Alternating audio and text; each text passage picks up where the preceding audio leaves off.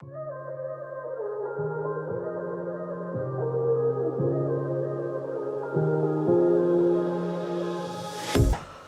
My dear students, तो आज की क्लास में हम लोगों को जो टॉपिक डिस्कस करने हैं that is electric field intensity due to linear charge without using Gauss theorem. Electric field intensity due to uniformly charge ring. ठीक है, इन दो चीजों की वजह से इलेक्ट्रिक फील्ड इंटेंसिटी हम लोगों को फाइंड आउट करनी है।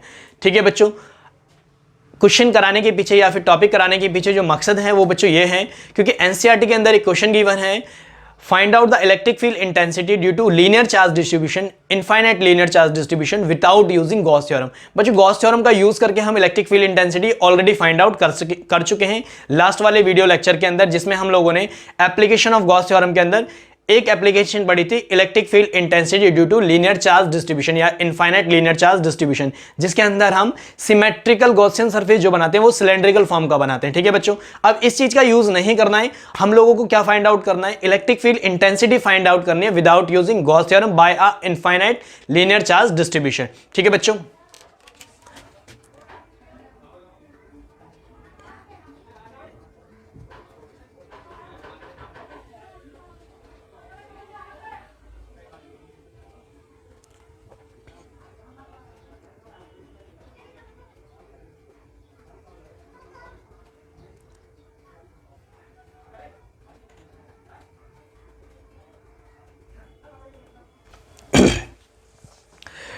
ठीक है मेरे बच्चों, ये दो टॉपिक अपन लोगों को डिस्कस करने हैं। ठीक, तो ये दोनों टॉपिक डिस्कस करने से पहले मैं बता देता हूं तुम लोगों को, इलेक्ट्रिक फील्ड इंटेंसिटी का जो फॉर्मूला हम लोगों ने सीखा है वो क्या होता है बच्चों, E is equals to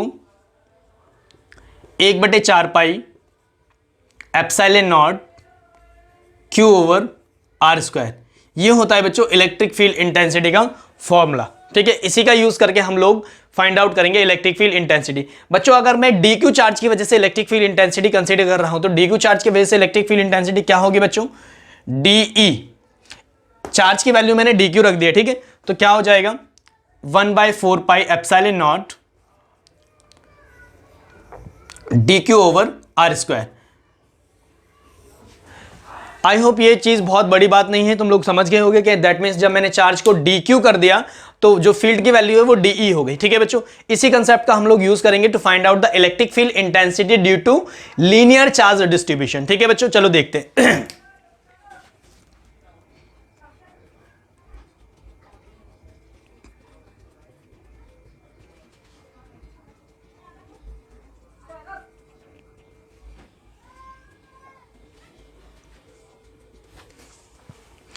electric field intensity due to infinite linear charge distribution. देखो बच्चों,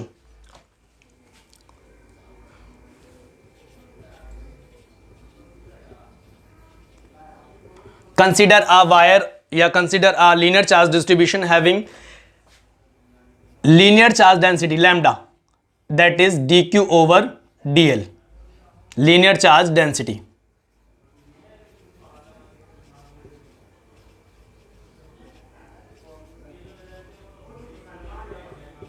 linear charge density lambda is equals to DQ over DL, and we have to calculate electric field intensity. बच्चों this is our linear charge distribution. Suppose this is positively charged,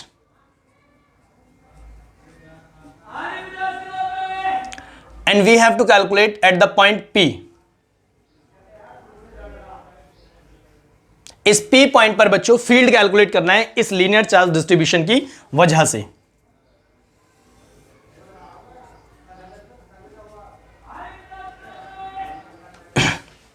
तो कैसे करेंगे, इसकी linear charge density ये दे रखी है, यहां पर ये एक छोटा सा एलिमेंट मैंने इसका कंसीडर कर लिया बच्चों, जिस पे चार्ज की जो वैल्यू है वो कितनी है, DQ। ठीक है, और ये पार्ट जो है वो कितना है, DL। कितना पार्ट है बच्चों, इस DL पार्ट पर चार्ज की वैल्यू कितनी है, DQ वैल्यू है। ठीक, फील्ड की डायरेक्शन अगर यहां देखें तो फील्ड की डायरेक्शन कुछ ऐसी होगी, इट इज। ठीक है बच्चों, इस DQ चार्ज की वजह से फील्ड की डायरेक्शन ये है। ये जो P पॉइंट था हमारा, this P point. If I draw a perpendicular bisector from, if I draw a perpendicular line to this linear charge density, ठीक है, या linear charge distribution from the point P, if it is at a distance of R. ठीक है मेरे बच्चों, और यहां का जो एंगल है दैट इज थीटा, ये P पॉइंट और ये एंगल हो गया थीटा हमारे पास में। अब बच्चों जब मैं इस DE को फाइंड आउट करूंगा तो मैं इस एलिमेंट को, जो मैंने DL एलिमेंट लिया है, यहां पे कितना एलिमेंट है बच्चों, ये DL एलिमेंट है जिसपे चार्ज DQ है, तो इसको इंटीग्रेट करूंगा। क्या करूंगा? इंटीग्रेट करूंगा। तो इंटीग्रेट करने के लिए क्या किया है मैंने, इंटीग्रेट करने के लिए इस थीटा को इंक्रीज करेंगे। यहां से जैसे जैसे थीटा इंक्रीज होगा ये DL पार्ट इंटीग्रेट होता चला जाएगा, यानी इसे मैं बढ़ाऊंगा तो थीटा की वैल्यू अपने आप ही बढ़ेगी। अब इधर वाले पार्ट की वजह से फाइंड आउट करने के लिए क्या किया है बच्चों, इधर एक थीटा 2 या थीटा 1 ले लेंगे, फिर इसी चीज को इधर इंटीग्रेट करेंगे थीटा 1 या थीटा 2 के टर्म्स में। दैट मींस इसे हम जब इंटीग्रेट करेंगे तो थीटा के टर्म्स में इंटीग्रेट करेंगे। आई होप ये समझ में आ गया होगा। मैं इसका एक छोटा डायग्राम यहां बना के दिखा देता हूं कि थीटा के टर्म्स में हम कैसे इंटीग्रेट करेंगे। ये रहा हमारा पॉइंट P जहां हमें फील्ड कैलकुलेट करना है।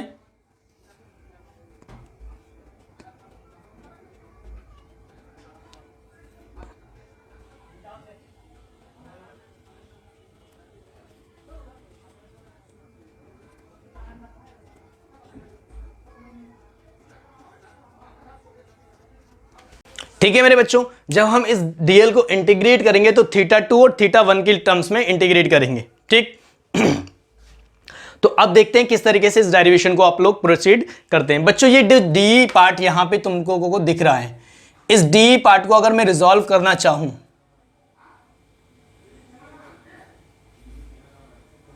इस DE पार्ट को अगर मैं रिजॉल्व करना चाहूं तो दो टर्म्स में रिजॉल्व करूंगा बच्चों। दिस इज DE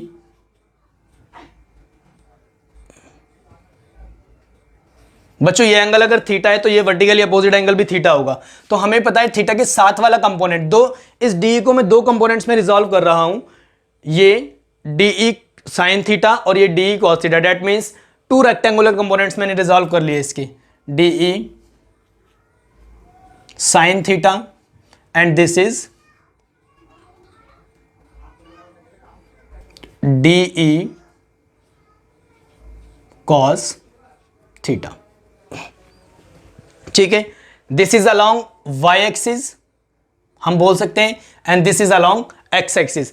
तो एक फील्ड तो मुझे x एक्सिस के अलोंग मिल गया और एक फील्ड मेरे को y एक्सिस के अलोंग मिल गया। तो पहले बच्चों हम x एक्सिस वाला कैलकुलेट कर लेते हैं, उसके बाद में y एक्सिस वाला कैलकुलेट करेंगे। ठीक है, तो देख लेते हैं।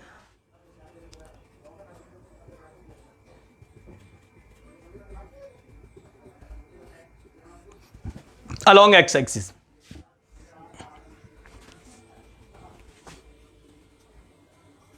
ये वाला पार्ट है बच्चों L हमारे पास में।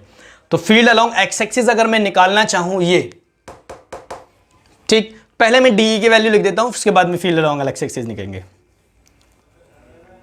हियर DE बच्चों, DE की जो वैल्यू होगी 1/4 pi epsilon naught DQ upon में R square, 1/4 pi epsilon naught DQ, this DQ upon में R स्क्वायर, यानी यहां से लेकर यहां तक का डिस्टेंस, ये वाला डिस्टेंस P, और ये पॉइंट अगर मैंने M मान लिया,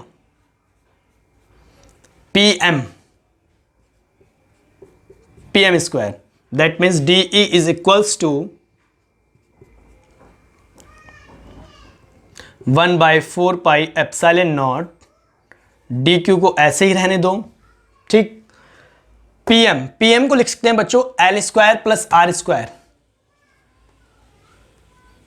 L square plus R square, और ये स्क्वायर है तो वो यहां पे हमने डायरेक्ट निकाल दिया, ये by the Pythagoras theorem, L square plus R square ये हो जाएगा PM। ठीक है मेरे बच्चों, चलो अब देख लेते हैं। नाउ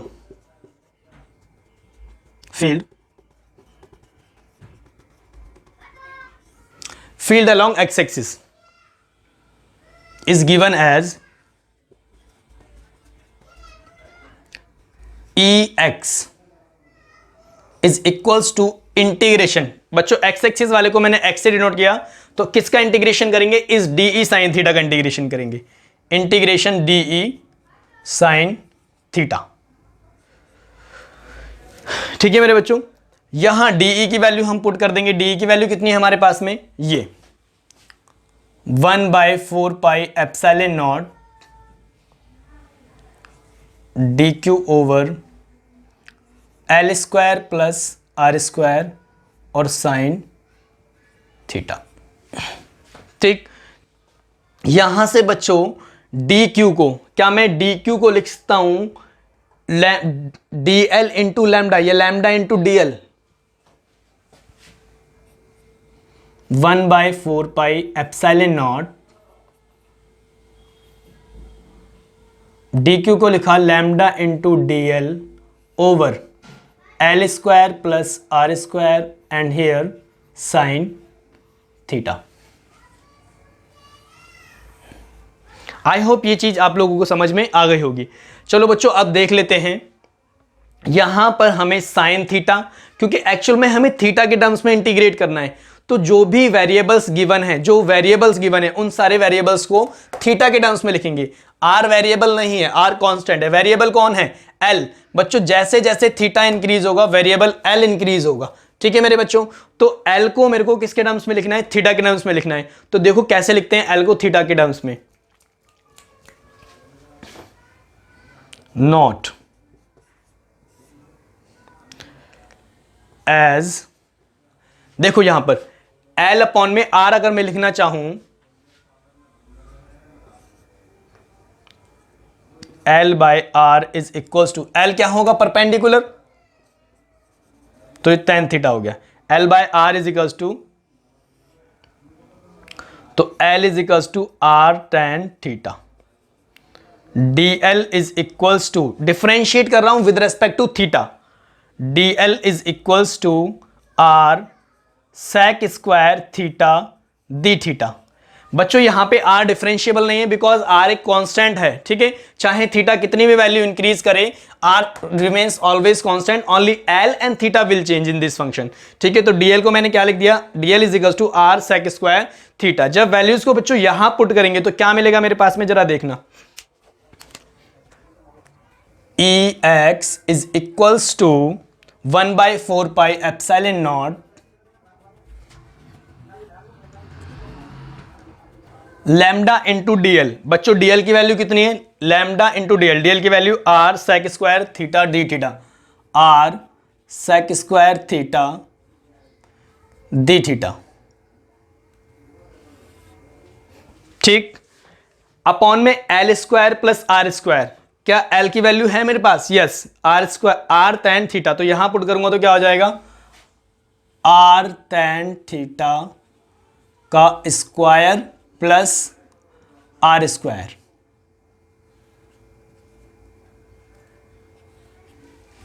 ये वैल्यूज मैंने यहां पुट कर दी। साइन थीटा विदाउट छेड़खानी साइन थीटा को ऐसे ही लिख दो,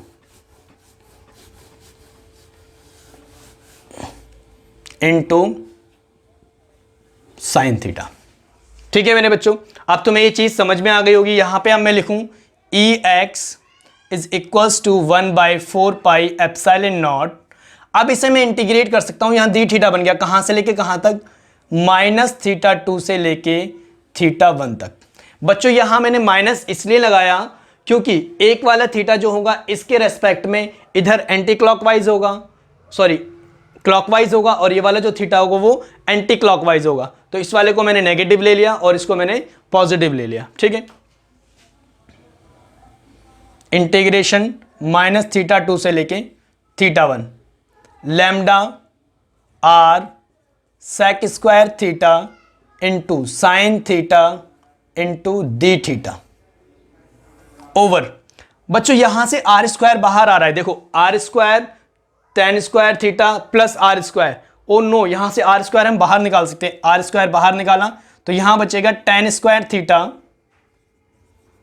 plus 1 1 plus tan square theta that is sec square theta, ये डिशुम हो गया। क्या बचा मेरे पास में 1/4 pi epsilon not minus theta 2 से लेके थीटा 1, लैम्डा आर मेरे पास कैंसिल आउट हो गया, एक आर, क्या बचा by R, lambda by R into sine theta into D theta.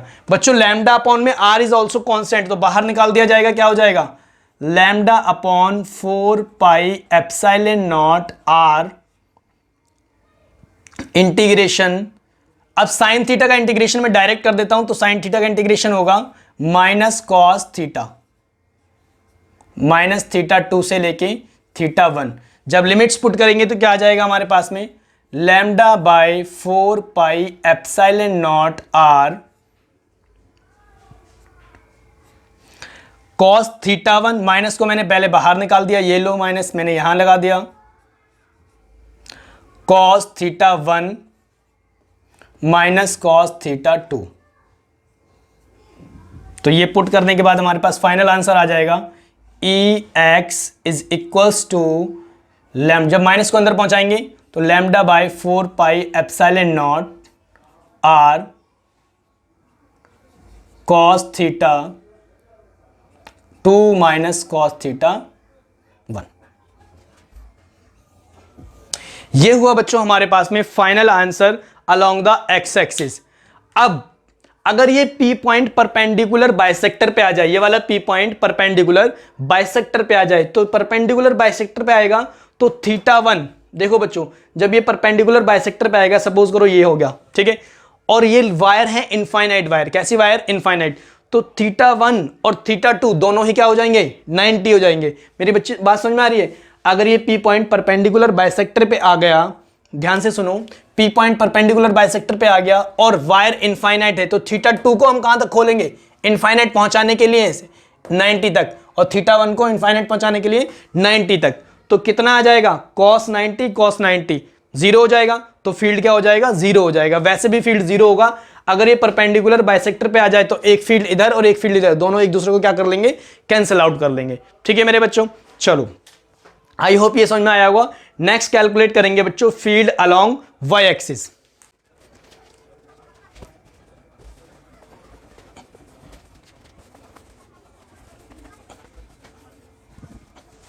ये था बच्चों फील्ड अलोंग एक्स एक्सिस, इससे पहले हमने किया था।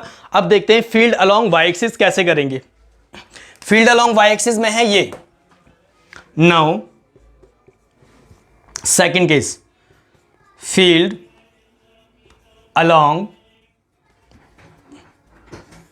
Y axis, E Y is equals to integration. अब किसका इंटीग्रेशन करेंगे बच्चे, डी कॉस थीटा का। डी की वैल्यू ये है हमारे पास में, डायरेक्ट ऐसे करके लिखता हूं मैं, K D Q over L square plus R square and cos theta. ठीक है, अब यहां से बच्चों फिर दोबारा से मैं क्या कर रहा हूं, डी क्यू को मैं लिख देता हूं lambda into D L, lambda into D L over R square plus L square and cos theta. ठीक है बच्चों, वही वाली बात दोबारा से कि हमारे पास में एल बाय आर जो था वो क्या था tan थीटा, तो L इज इक्वल्स टू था हमारे पास में R tan थीटा, तो DL इज इक्वल्स टू क्या था R sec स्क्वायर थीटा। ये वाली बात फिर दोबारा से यहां पुट करेंगे बच्चों, तो क्या मिलेगा मेरे पास में, E Y is equals to K lambda over, K lambda मैंने बाहर निकाला, यहां बचा मेरे पास में डी एल की वैल्यू है बच्चों R sec square theta, R sec square theta into D theta, into D theta into cos theta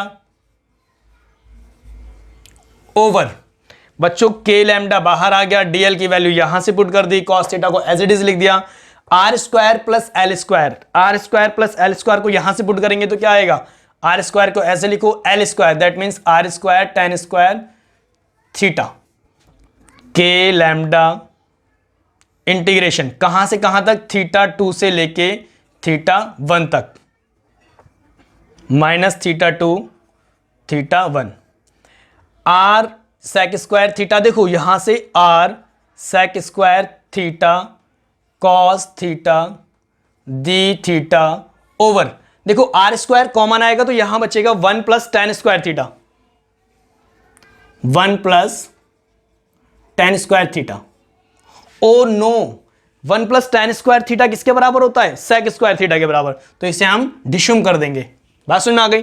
तो यहां पे क्या बचा मेरे पास में बच्चों, E Y is equals to -θ2 से θ1 आर, सॉरी यहां पे के लैम्डा भी है, के लैम्डा आर से आर भी कैंसिल आउट हो गया बच्चों, हमारे पास में क्या बचा, कॉस, यानी मैं आर को बाहर निकाल दूं, क्या लिख दूंगा, यहां पे आर आ जाएगा और कॉस थीटा डी थीटा, ये वाली चीज बच्चों मेरे पास में मिल गई। तो क्या हुआ यहां पे, E Y is equals to K lambda upon में आर, कॉस थीटा का इंटीग्रेशन होता है बच्चों साइन थीटा, और -θ2 से लेके θ1 पुट करेंगे वैल्यूज, लिमिट्स पुट करेंगे, तो upper limit minus lower limit, पहले θ2 upper limit minus lower limit put करेंगे तो प्लस हो जाएगा साइन θ2, तो ई वाई, ये आया बच्चों हमारे पास में वाई एक्सिस वाला फील्ड आ गया। अगर बच्चों पी पॉइंट फिर दोबारा से वहीं परपेंडिकुलर बाइसेक्टर पे लाई करे एंड वायर कैसी हो, इनफाइनाइट हो, if P lies at perpendicular bisector and it is infinite distribution, तो क्या हो जाएगा बच्चों, इनफाइनाइट डिस्ट्रीब्यूशन के लिए θ1 और θ2 आपस में बराबर हो जाएंगे, वो 90 के बराबर होंगे, θ1 इज इक्वल्स टू θ2, तो डायरेक्ट मैं क्या लिख दूंगा, E Y is equals to K lambda over R, sine 90 की वैल्यू 1 प्लस 1, तो कितना आया मेरे पास में, E Y is equals to K lambda, K की वैल्यू मैं लिख देता हूं बच्चों यहां पे 1/4 pi epsilon not R lambda, और 1 होते हैं 2 इज इक्वल्स टू आया हमारे पास में, जब सबको सॉल्व करेंगे तो आएगा हमारे पास में 1/2 pi epsilon not R lambda upon में 2 pi epsilon not R, this is E Y. Oh no, ये बिल्कुल बच्चों वैसा ही है जैसा हमने गॉस थ्योरम से कैलकुलेट किया था field due to infinite charge wire या फिर इनफाइनाइट लीनियर चार्ज डिस्ट्रीब्यूशन, बिल्कुल यही आया है। ये क्या है हमारे पास में, इज इक्वल्स टू, या that imply E Y is equals to lambda upon 2 pi epsilon not R. ठीक है मेरे बच्चों, तो आई होप ये चीजें आपको समझ में आई होंगी। नेक्स्ट टॉपिक की तरफ बढ़ते हैं बच्चों।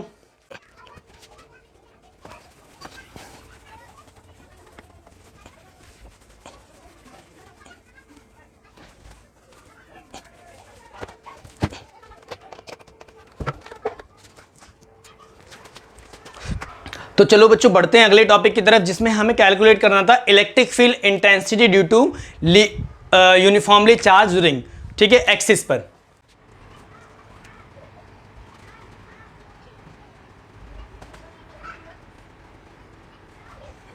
Electric field intensity due to uniformly charge ring at its axis, देखते हैं बच्चों।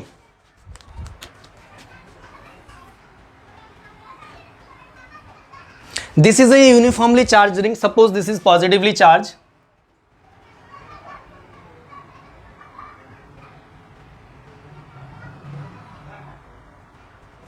This is uniformly charged ring. And we have to calculate electric field intensity due to this ring at the point P. This is the point P where we have to calculate electric field intensity due to this charge ring at the point P which is at its axis. Axis means बच्चों इसका जो centre से पास होने वाली perpendicular line, this is called axis. R क्या है बच्चों? इसका रेडियस है, दिस इज कैपिटल R.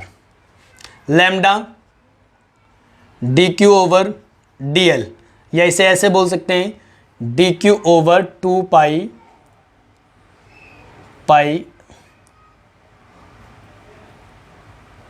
ऐसे लिख दो dq ओवर dl, यानी कि जब ये से खोलेंगे तो वायर बन जाएगी, तो चार्ज पर लीनियर चार्ज डिस्ट्रीब्यूशन कंसीडर करना पड़ेगा हम लोगों को. ठीक है.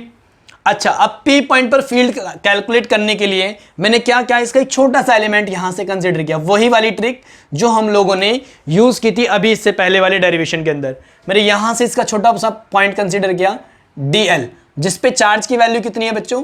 dq चार्ज की वैल्यू है. तो इस dq चार्ज की वजह से इस P पॉइंट पर जो फील्ड होगा वो इस डायरेक्शन में होगा, दिस इज DE. और इस DE को जो रिजॉल्व किया जाएगा दो कंपोनेंट्स में, if this is angle theta, ये वाला हो जाएगा बच्चों हमारे पास में DE cos theta and this is DE sin theta. अब मेरे बच्चों तुम लोगों को दिख रहा होगा कि यहां पर अपन लोगों के पास में ये DE sin थीटा जो है वो कैंसिल हो जाएगा. कैसे कैंसिल होगा? अगर मैं एक सिमेट्रिकल एलिमेंट यहां कंसीडर कर लेता हूं तो उसका फील्ड इसके ही जैसा सिमेट्रिकल एलिमेंट यहां कंसीडर करता हूं तो उसका फील्ड की जो डायरेक्शन होगी वो कुछ ऐसी होगी, और इसे जब रिजॉल्व किया जाएगा तो एक वेक्टर ऊपर और एक वेक्टर इधर. बात समझ में आ गई? ठीक. यानी इसका जो फील्ड होगा वो इधर होगा, उसके दो कंपोनेंट्स एक ऊपर और एक अलोंग एक्स एक्सिस. तो ये जो इधर और इधर वाले कंपोनेंट्स हैं, that means along Y axis वाले जो अपोजिट कंपोनेंट्स हैं, that will gets cancel out and we'll have only the field due to the component along X axis. That's why we integrate DE cos theta. हम सिर्फ किसको integrate करेंगे बच्चों? DE cos theta को integrate कर लेंगे, क्योंकि जैसा मैंने यहां लिया, एक कंपोनेंट यहां ले लिया, एक एलिमेंट यहां ले लिया, फिर दोबारा से वही कहानी बन जाएगी, ये दोनों फिर दोबारा कैंसिल हो जाएंगे, एक्स एक्सिस वाले बच जाएंगे. बात सुन आई? तो इसी बात को बच्चों अंग्रेजी में लिखना है. कैसे लिखना है मैं बताता हूं. यहां पे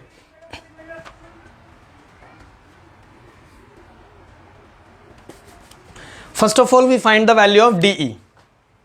हियर DE, ठीक है बच्चों. लैम्डा हमें पता है, R हमें पता है. ये वाला जो डिस्टेंस है वो सपोज कर लेते हैं हम कितना है, this is centre O and ये जो डिस्टेंस है this is R. This is R from the O to P, this is R. तो देखते हैं अब DE इज इक्वल्स टू क्या होगा बच्चों? 1/4 pi epsilon naught DQ over R square. तो यहां से लेकर यहां तक का डिस्टेंस ये हम देखें तो कितना होगा बच्चों?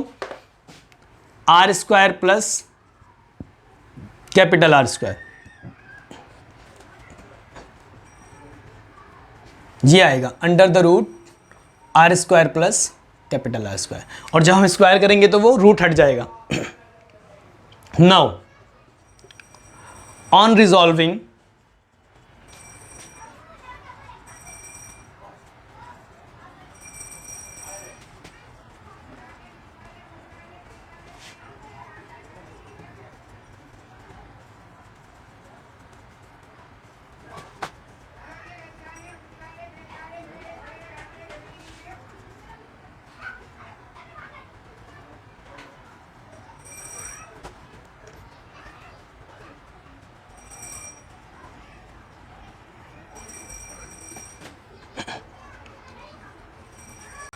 ठीक है मेरे बच्चों, मैंने क्या लिखा है यहां पे?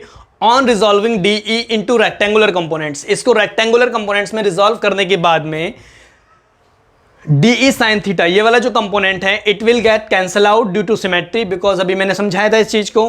And we'll have net field by integrating DE x, यानी x एक्सिस वाला जो है इसको इंटीग्रेट करने पर हमको क्या मिल जाएगा? नेट फील्ड मिल जाएगा. तो क्या हो जाएगा? E is equals to integration DE cos theta. D E कितना है बच्चों, 1/4 pi epsilon naught D Q over R square plus capital R square cos theta. देखो बच्चों कॉस थीटा ये है, यहां का एंगल थीटा ले रहे हैं, तो कॉस थीटा क्या होगा, बेस अपॉन हाइपोटेनस। बेस ये है और हाइपोटेनस क्या हो जाएगा, ये वाला हो जाएगा हाइपोटेनस। समझ में आया। 1/4 पाई एप्सिलॉन नॉट मैंने बाहर निकाल दिया,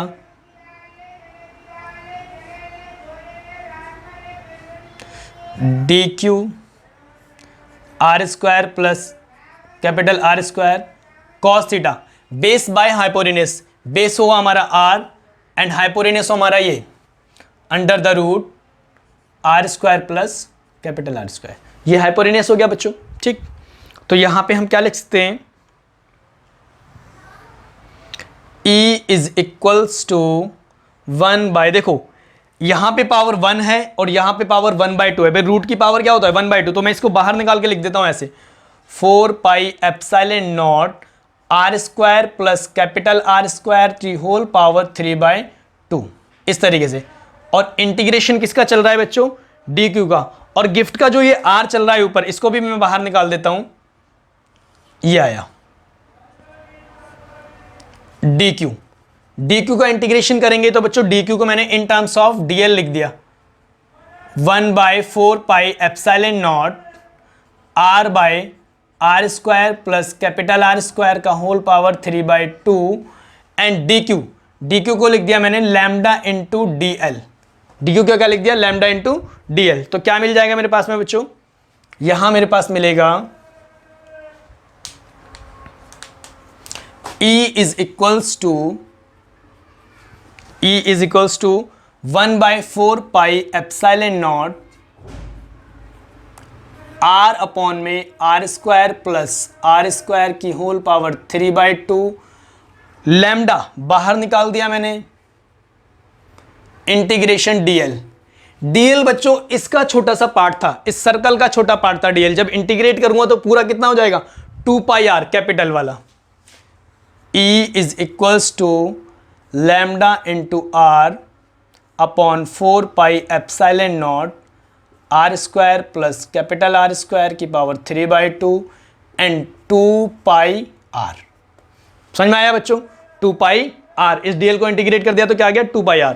तो ये आ जाएगा हमारे पास में E is equals to, देखो 2π से कैंसिल आउट हो गया 2 टाइम्स, तो क्या बचा, lambda capital R small r over 2 epsilon not R square plus capital R square की power 3/2। This is the field at the point P at the axis. अब बच्चों क्वेश्चन था जो हमने पहले डिस्कस किया था कि अगर ये P पॉइंट सेंटर पे आ जाए, ऐसा एक क्वेश्चन हम कर चुके हैं, सेंटर पे आ जाए तो फील्ड क्या होता है, जीरो होता है। कैसे जीरो होता है, अगर P पॉइंट सेंटर पे आएगा तो बच्चों R की जो वैल्यू होगी वो जीरो हो जाएगी। जब ये P पॉइंट खिसक के इधर आएगा तो R क्या हो जाएगा, जीरो। एंड दैट्स वाई जब ये R जीरो हो जाएगा तो यहां भी जीरो हो जाएगा, तो सब मिला के क्या हो जाएगा, जीरो। दैट्स वाई ये क्या होगा, फील्ड जीरो हो जाएगा। बात सुनिए, if P point lies far away from the, इस रिंग से बहुत दूर हो, if P lies far away, अगर P पॉइंट बहुत दूर हो तो R की वैल्यू बहुत ज्यादा हो जाएगी इस capital R, that means radius से। तो हम क्या लिख सकते हैं, R is smaller than capital R। ठीक है, छोटा capital R is smaller than small r, तो क्या हो जाएगा, E इज इक्वल्स टू, यानी जहां जहां पर स्मॉल कैपिटल R है उसे नेग्लेक्ट कर देंगे, क्या आ जाएगा, लैम्डा R अपॉन में 2 एप्सिलॉन नॉट। देखो ये नेग्लिजिबल है तो क्या बचा हमारे पास में, R की पावर 3, तो क्या बचा हमारे पास में R की पावर 3, या फिर is equals to lambda R upon में 2 एप्सिलॉन नॉट R स्क्वायर। ठीक है मेरे बच्चों, आई होप ये चीज आप लोगों को समझ में आई होगी। तो आज की क्लास हम यहीं फिनिश करते हैं, और अब तुम लोगों को एनसीईआरटी के क्वेश्चन खुद तुम लोगों को ट्राई करने हैं, और उसके बाद में मैं कोशिश करूंगा कि एक वीडियो एनसीईआरटी के न्यूमेरिकल्स पे भी बनाऊं। अदरवाइज हम लोग स्टार्ट करेंगे नया chapter number 2, potential due to a point electric potential and capacitance. ठीक है बच्चों। तब तक के लिए अलविदा। आज की सभा समाप्त।